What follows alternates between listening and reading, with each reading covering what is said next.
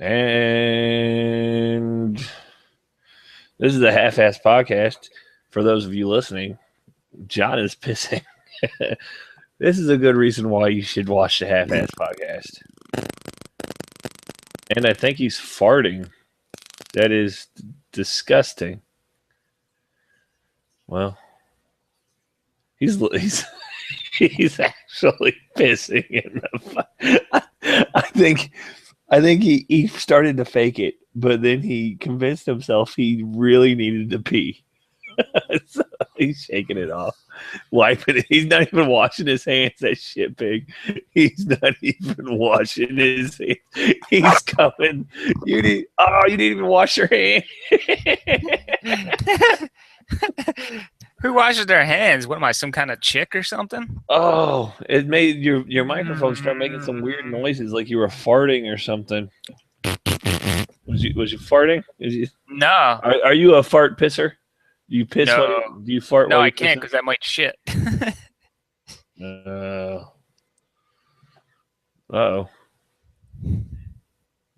Yes? What? What's happening? My fucking shit's fucking up. Oh, man. So, you know what? Father's Day is just around the corner. It's tomorrow. Which is just around the corner. I don't know. That's my corners are tomorrow's. Usually, I would think. You know what? You just reminded me of a really good thing I got to ask your opinion on. But I would say that just around the corner means, like at least a few days to a week.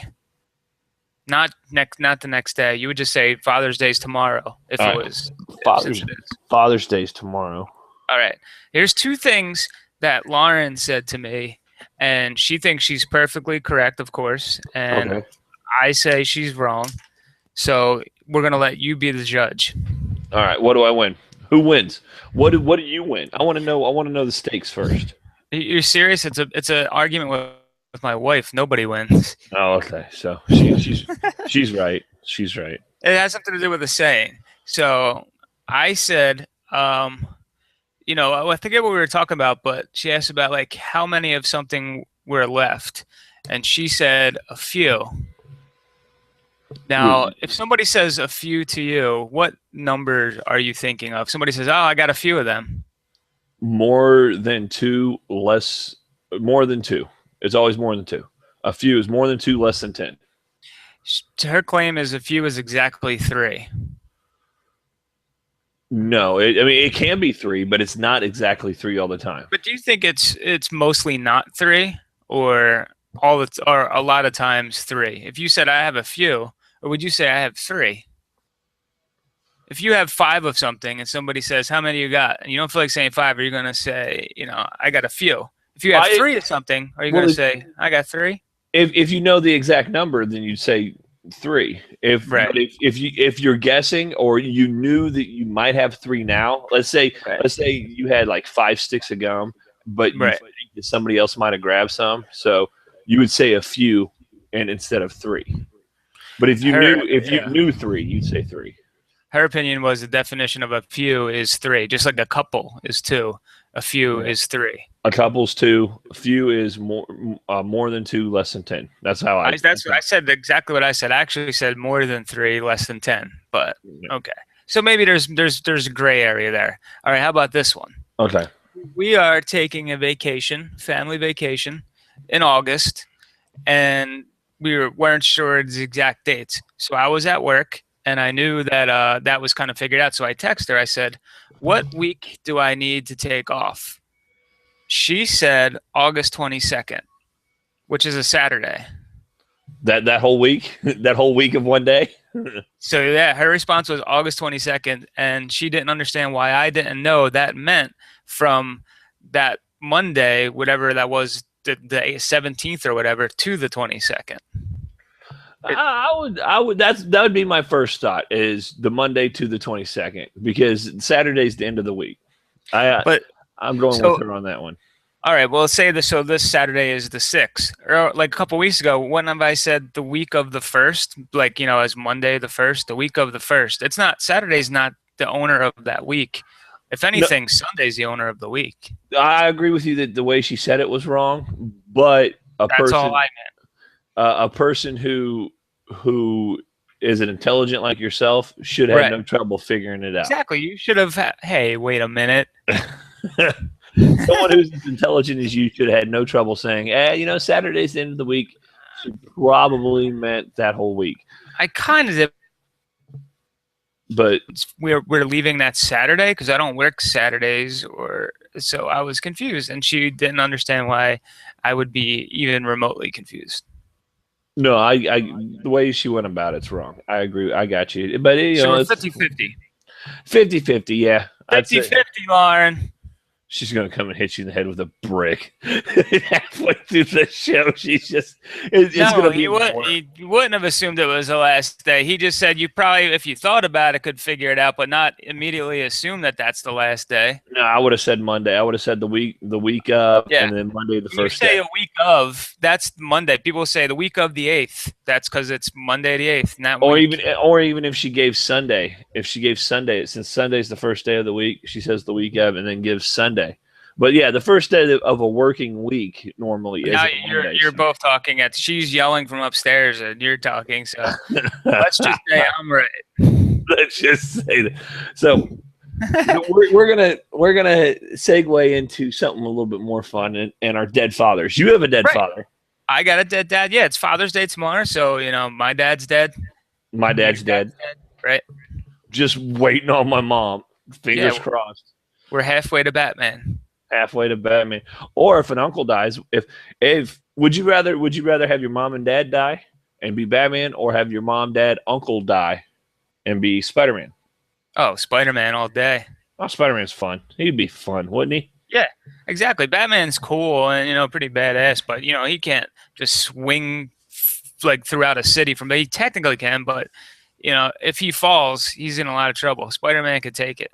Oh, and Batman's moody. He's like, my dead parents, he called me to get crime. I can't take nothing. That's a joke. Everything's serious. And Spider-Man's like, yeah, I got a dead uncle. Let's make cracks about it and kind of be sad sometimes. Spider-Man lives in a studio apartment in the city, and I can barely afford rent. I can identify with Spider-Man. Except, as most people probably would be, if I was Spider-Man, it would not be for good. I would be robbing the shit out of banks and pharmacies and all kinds of stuff. And making the jack off motion and just shooting your web at people. Oh, that would be the only joke I would do most of the time. All the time, just all the fucking time. The jack off motion. But speaking of jack offs, he knows who I'm talking about. Me being smug and all. Right. But man, I heard that. And I bet everybody knows who you're talking about just by you saying. Everybody, he knows. He knows. And I'm smug, and he was caught masturbating on a SEPTA bus. So he was. Yeah, that's what I heard. People are sending me emails of stuff he's been doing. He's been getting on doing. That's why there were children around 500 feet from a school. What's an email? I don't know. Electronic mail sent electronically. I thought it was a drunken text message because the person who should not be named is kind of a lush. Mm-hmm. But that's everybody knows who we're talking about though. Every single person in existence. All of the listeners. All of them. Yeah. All of them. Oh, so your dad's dead. My dad's dead. Father's Day is tomorrow. What did you get him? Oh, man. See? Isn't that the good thing about having a dead dad? You don't got to worry about that shit. I got him a tie. I got him an air freshener because he's stinking that. I just wrapped it around his headstone and I cried. I thought you were going to say his corpse. Like maybe you still have it. He's a mummy, and he's like, if I turn it to the fucking closet there. Now, hey, you want to tell us the story on how your dad died? Sure. All right, you start off. Well, it was late that night in Gotham, and the play had just let out. Was you bugging him? Did something bother you about the play? Was you? No, actually, he smoked a lot, worked around lead-based paint, and played with asbestos when he was younger. So he got emphysema, and then lived with that for like 10 years, and just got worse and worse. He was on oxygen 24/7, and then because he was paying so much attention to his emphysema, doing a really good job of managing it, he completely didn't notice that he had a giant tumor growing in his ass and other tumors throughout his body. Oh, And then, so just yeah, it's a case of misplacing health issue. well, exactly, because you know what? The first time I realized it was kind of a bad problem is he had a whole week where I was his caretaker. He was an invalid. I had to go to his house every day, all through my 20s, which made my 20s a ton of fun. Oh, I would just hang out with him all the time, especially Hey, the times when Go ahead. No, I was gonna say. times when I have to, partying with my friends in the house and drunk and smoking and doing all kinds of stuff, and then getting a call at 2 in the morning. John, I gotta go to the hospital. You gotta come around here. So now, yeah, being drunk and high and having to walk around to his house and then explain that we should probably take an ambulance because I can't drive. And then riding in an ambulance down to a hospital in North Philly at 3 in the morning, and then seeing them stick a plastic tube in his ribs to inflate his lung, and then well, yeah, but then besides all that, he had this week where he was just telling me he couldn't shit. He's like, I don't know what the hell is going on. I just can't shit. I'm so constipated. And then I asked him, I said, well, is there ever blood down there? And he's like, well, nothing more than normal. Normal, huh? Yeah. I was like, so what's a normal amount of blood from your ass? He's like, and you wipe and you got blood there. I'm like, no, I don't know that all the time. Yeah, not yet. I mean, maybe in my 40s when I've had a hemorrhoid before, and you get the occasional, but he's talking, blood. And then, it turned out he had a golf ball-sized tumor in his colon, already spread to his liver, lungs, and everything else. And then not long after that, he went out. That's good. Good times. I mean, that's a feel-good story of the century. I think. I think that's a lifetime movie right there. You think so? Yeah, it was. It was interesting. I mean, I could picture all the the drunken nights of saying, "Hey, John, you want to go party? Let's do some cocaine." You're like, "Yeah, let's do some cocaine because I really want to go take care of my father right after this." Whoa. Yeah, I mean, I couldn't always be on watch, so I would think, all right, things have been good for a little bit. Let me hang out with my friends, lay back, and that's when I would get the call. And his lung had already collapsed when he would give me these calls, so it sounded like Darth Vader called me. Like, John, we gotta call an ambulance. Like, okay, here we go again. Yeah, why call him yourself? And see, that'd be the biggest part that bugged me. He's like, why are you calling me? Call him yourself. Call me from the fucking hospital. Why are you calling me first? That was his thing. He was afraid of hospitals, and I guess he just wanted somebody to go with him. And there was nobody else. It was just me taking care of him. So, I guess calling an ambulance and having somebody take you to the hospital at 3 in the morning without letting your son know, I can see why he wanted to call me. Oh, well, yeah, but I mean, I'd be up to hospital. Yeah, I'll come to the hospital, but fucking, if you die because I have to drive there, I'm gonna beat the shit out of your dead body, and that's and that's it. I mean, you're gonna fucking end up a bruised corpse, and sorry about that, but. And then you know what? That's the other reason why, actually, because he didn't. Let's say he came from a different era. So different what? Different era. Different time and place. Era. So era, yes, era. Okay, era. Era. Now it sounds like a really weird word. Era. So he didn't want to take an ambulance because the ambulance would take you to the closest hospital, and to us it was Episcopal, which was in a very Latino neighborhood. And I guess he just pictured that all the doctors and nurses and everybody in there was also Puerto Rican. Yeah. So he refused. Oh, John, don't take me to that hospital with a full wallet. I don't want to go to the hospital with cash. Yeah, that was his first concern. Not that he might be dying. It was that he didn't want to be taken care of by Puerto Ricans. Leave all my jewelry and cash behind. Here, take this. Take my rings. Keister it. I can't. Well, you couldn't put it up there. There was a tumor blocking it. Well, it's It's good to Yeah. see you got your racism, honestly. Well, yeah, he would have me take him so we could take the hospital of his choice, or he would argue with the paramedics and have to sign papers that I realize I could die on the way because they're taking me to a further hospital, but take me to the good, white hospital. The whites only hospital. Yeah. Which then he didn't, because he ended up going to Temple University anyway. And anyone in Philly will tell you that the neighborhood that Temple University is in isn't the best neighborhood in the world. Which, by the way, rough. I'm sure. But by the way, Temple University, best nursing staff ever. Absolutely, without a doubt. Without a doubt. Without a doubt. And you know what? Temple University, I've been there so many times now that like I give people information walking the halls. Temple University was founded in 1927 by George A. Temple. The next tour is coming through. So yeah, that's how my dad smoked himself into emphysema and then got cancer and then died at 74. 74. Oh, your dad was old by the time. He was old. Yeah, he was in his 40s when he had me. Oh, wow. And he didn't have any other kids? Oh, he did. Yeah, I have 3 sisters and a brother. All half? Yep. All half, but all lived, families, everything. They lived far away. They were like, at least an hour drive from them. Oh, and my brother lived out in Florida. That's awesome. It's good to see your dad, was spreading the seed around. Yeah, yeah. Just like Spider-Man. That's good. Mine was...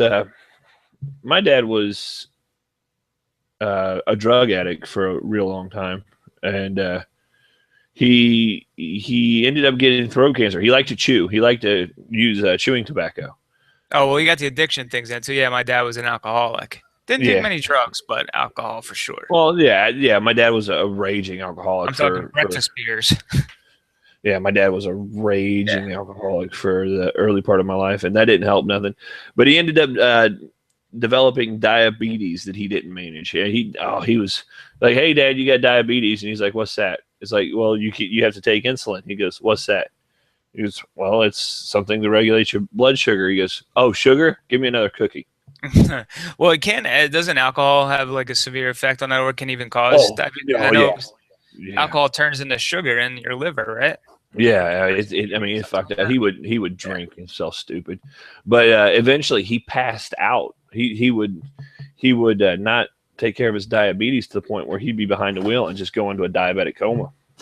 Really? Yeah, and finally, after hitting a couple people in their car and being threatened with a lawsuit, he started to take care of himself just enough time for the throat cancer to take his vocal cords. What? Yeah. So my dad had this big gaping hole in his throat. Oh, yeah. What did they call that again? Tracheotomy. Tracheotomy. Right. Yeah, but what was worse is he had it so where he couldn't talk. Those people, the voice boxes, and they can do this. Well, the way they took it out, he couldn't do that. So he couldn't. Oh, he couldn't even make any vibrations to make that thing work.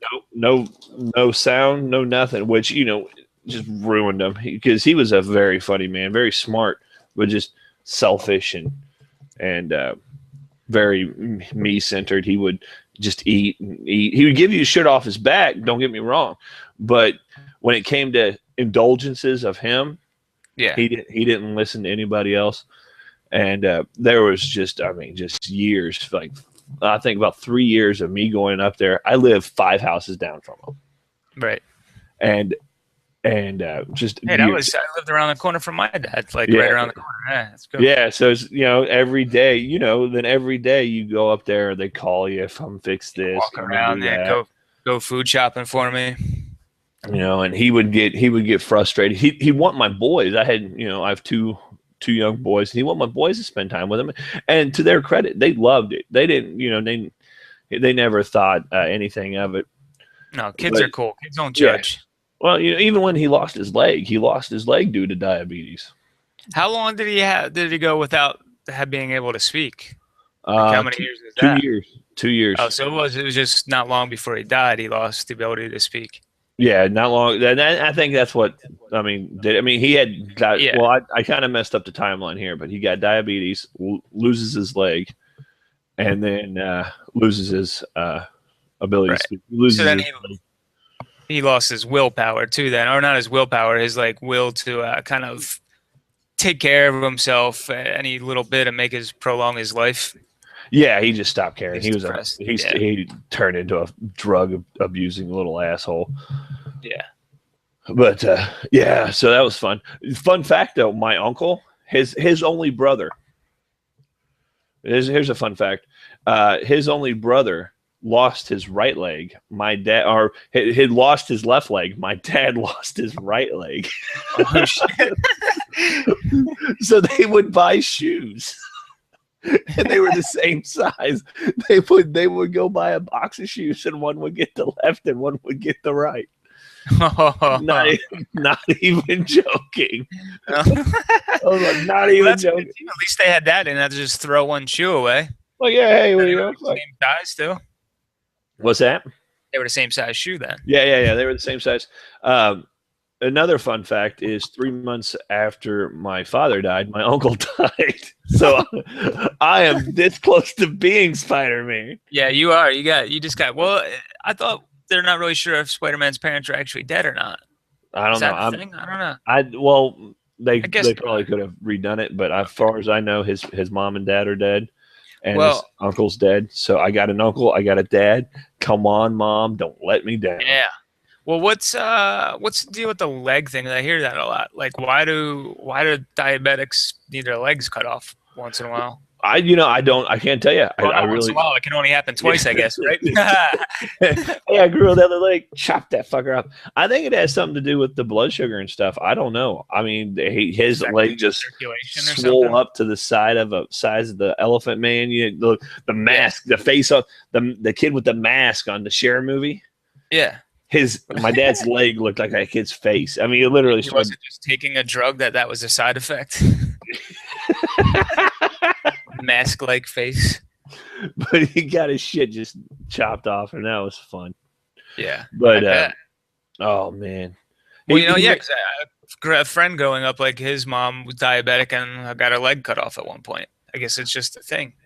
We would be in the fucking hospital every 2 days. Every 2 days, something. He wouldn't take care of himself. He'd go into the fucking hospital. He'd drink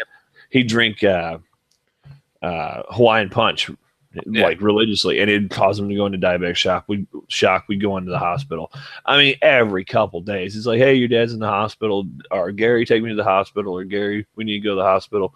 And eventually, it got to the point where you're just like, okay, I'll be there after work, or you stop taking it as serious. I had my wife and his mom, my grandmother, so I had a little bit of cushion there, unlike you. So other people was. Yeah, no, this was before I got started, and my mom and him did not. Their end to their relationship was not good, into the way that they never spoke since they got divorced. So my mom was there to support me, and she would help if I needed her to, but I couldn't really say, hey, take care of the guy. Oh, excuse me, take care of the guy you don't like anymore. So yeah, I had that, but man, he put a do not resuscitate there at the very end. He put a do not resuscitate. So he just decided that at the end. He just, Yeah. So he's like, I don't want. Well, he didn't even put a do not resuscitate. He just wrote, I don't want machines. Yeah. So I took that as a do not resuscitate. But he made my wife the canceled. He said, hey, I want Pam to do it. Wrote it down. Wrote her name. And the day came. Right. We had a huge snowstorm. He's sick in bed. We go in there and we ask him, do you need to go to the hospital? He's still coherent enough. He's like, no, I'm fine. About a day later, we go back in, check. We check on through him periodically through the days. But, we ask him another question. He gets coherent enough again the next day. And we're like, do you need to go to the hospital? He goes, no, I'm fine. I'm feeling better. The very next day, he's gone. He's not dead, but we can't get him up. So we call an ambulance. We had 3 feet of snow the couple days before. So our streets are clear. The ambulances come. They take him out. He's in the doctor's office, or he's in the hospital. And the doctors are pumping him through full of whatever medication. they're giving him, and Right. he comes to again, and he calls for me and my wife. So they come out and say, hey, the doctor comes out and says, yeah, he's calling for you. Go in there, talk to him, because these could very well be your last words. And we're like, shit. And this is hit home. Of all the times we went to the doctor's never said anything like this, right? Yeah. So we're like, fuck. So we go in there, and he looks right at me, and he just grabs me in the arm, and he says, save me. And he's gone. Doctor, brings him back real quick, and then he he doesn't, and that's it for another 3 fucking days. We have another huge snowstorm. He didn't it wasn't conscious again though the whole time. Yeah, wasn't conscious again that whole time. Well, that was that's a rougher end. Yeah, I was like, so yeah, it wasn't conscious again that whole time, right? So they transfer him to another hospital who's better equipped to handle this thing. 3 more days, and for some reason, I don't know if it happened with your dad, but for some reason, when the end comes, they have this one really great day. Oh my God, you were just reminding me of mine. Yeah, go ahead. Finish yours, and I'll fill in the blanks on mine. But they had this one right before they die. It seems like they had this. It happened with my grandfather too. Oh, I had the hospice gave us a pamphlet because my dad actually stayed at my sister's, and word for word, what they said was going to happen happened, and that's one of the last ones. Moments of euphoria and perfect clearness and all for one day. Yeah, just before they die. And his heart rate came up, and he didn't gain consciousness again, but everything came up. Everybody was like, everybody's like, yeah, it's looking better. And the doctor's like, nah, Yeah. And then I get a call. So we go home, and I get a call from the doctor. The doctor says, I need to know if you want us to resuscitate him. I was like, well, didn't he sign a DNR, a do not resuscitate? And he goes, no, it's unclear. He says no machines. He's already on machines. So we're already past that bridge. And I was like, well, my wife was supposed to, I tried to pass it off to her. I didn't want it. She was on the fucking thing. He picked her. It's her problem. You pick it. And I hand the phone to her, and she's like, no, I don't want this responsibility. So call his mom. So call his she's like, no, I don't want this responsibility. Call Gary. I was like, well, it's fucking back to me. So that's awesome. So the doctor's sitting there telling me that he's a bigger man, and they're going to have to put some force, because my dad gained like 300 pounds. He was like 400 pounds now. Jesus. And was he tall too? Yeah, he was like 6'3". Right. Yeah, 6'3". I'm 6'2", 6'1", 6'2". Oh. He was 6'3", 6'4". So the doctor said he's going to have to climb on top of him and just pound his chest, probably re-breaking his ribs. His ribs were already broken from a motorcycle accident. So he was like, we're probably going to re-break his ribs. It is no guarantee he's going to come out of it. If he does come out of it, he probably will be kind of vegetative. And I was like, fuck. So I'm telling the doctor, give me a percentage of him having a decent life. And the doctor kept telling me, I'm not going to give you a percentage. I can't tell you for sure. Yeah, they don't do that. It's not like the movies where they come out and say, listen, he's got a 50%. They don't say that. Yeah, no, they don't say that at all. And I'm trying. I was like, I need to know if he wakes up, will he have a decent life? And he says, if he wakes up right now, and will he have a decent life? My answer to you will be no. I mean, define what my definition of decent life is coherent mobility. He's like, no, he will not. Yeah. And I was like, all right, do not resuscitate him. And like 3 fucking hours later, just let him go. Yeah. Like, fuck. Well, we didn't have much to do with the doctors and all at the end, because it was cancer, especially with cancer. They kind of get to one point at hospitals where they just say, you know what, you're better off going home and dealing with this. Just keep you medicated, give you all the pain meds you want. So he went to my sister's house because I didn't have a place for him to go. And my sister, who I loved to death, she really stepped in and like really helped me out and took over. And I mean, it's just her dad too. Of course she would, but we took him to her house, and he had like his own room in there. And then hospice gave us this sheet that was saying, what's going to happen? You're going to hear that little rattle in the back of their throat. He'll lose interest in television and television newspapers. I'm sorry, it's not What? funny. The death rattle? No, Patrick Donati. Yeah. He's talking. He's saying you and I have widely varying definitions of work fun. What? Yeah, I don't know what he's talking about, but work All right, fun. it's enough to interrupt my story, I guess. I'm sorry. I apologize. I just. I know you're the talker on the show. I understand. No. I apologize. But they were right, and he had the one really good day just before that. Like you went in to see him that day, and he's like, "Oh, hey, John, how you doing?" And said like really nice stuff, and then I wasn't actually there when he died though. It was like I kind of had a feeling he was. And then like the next morning, and my sister called me and said, "Yeah, Dad's gone." I was like, "Okay." Just like that. When do we get his money? Was it just like that? Like, yeah, it was pretty quick, but it was that one really good day. It's strange. He just like was totally alert and wasn't like weird. Oh, but he had a really good joke just before he died too. The last time I was there, he was wearing diapers. He was stuck in the hospital then. He had a really good joke right before he died. It was good physical comedy. He was laying there and he was wearing a diaper, of course. So I had to change it. And it was a messy one this time. So I had to like roll him over because we're home care. So not at the hospital anymore. We got to do this.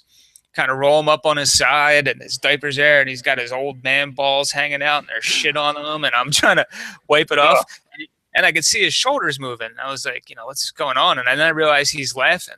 I was like, what's so funny? He's like, I never thought I would get to repay you for all the shitty diapers I had to change. And then that's when you smothered him with a pillow. Yeah. No, it just kind of, when at that cancer stage, you just take morphine until you don't wake up. Patrick says it was supposed to be the word fun.